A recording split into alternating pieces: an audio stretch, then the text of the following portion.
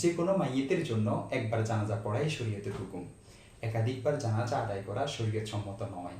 অবশ্য কখনো যদি মৃতের অভিভাবকদের অনুপস্থিতিতে তাদের অনুমতি ছাড়া জানাজা হয়ে যায়, তাহলে তাদের জন্য দ্বিতীয়বার জানাজা পড়ার অনুমতি আছে। সাহাবাই কেরাম ও তাবেঈদের বক্তব্য এবং আমল দ্বারা বিষয়টি প্রমাণিত। নাফি রহমতুল্লাহি আলী থেকে বর্ণিত, হযরত আব্দুল্লাহ ইবনে ওমর রাদিয়াল্লাহু তাআলা আনহুমা যদি জানাজার নামাজ শেষ হয়ে যাওয়ার পর উপস্থিত হতেন, তাহলে মৃতের জন্য দোয়া করে চলে আসতেন, দ্বিতীয়বার জানাজা পড়তেন না। দেখতে পারেন মুসান্নিফে আব্দুর রাজ্জাক ৩ নং খণ্ড ৫১৯ নং পৃষ্ঠা। অন্য বর্ণনায় এসেছে, প্রসিদ্ধ তাবেঈ ইব্রাহিম আন-নাখাই রাহমাতুল্লাহি আলাইহি বলেন, এক মৃত ব্যক্তির জানাজা দুইবার পড়া যায় না। দেখতে পারেন মুসান্নিফে ইবনে আবি শাইবা ৭ নং খণ্ড ৪২০ নং পৃষ্ঠা।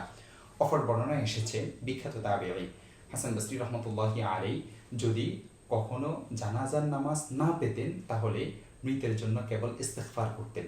সুতরাং যে কোনো মাইয়িতের জন্য জানাজা কেবল একবারই পড়া যাবে। আর যারা জানাজা পায়নি, তারা সাহাবায়ে কেরামের নিয়ম অনুযায়ী মৃতের জন্য দোয়া ও ইস্তিগফার করবে। এটি শরীয়তের শিক্ষা।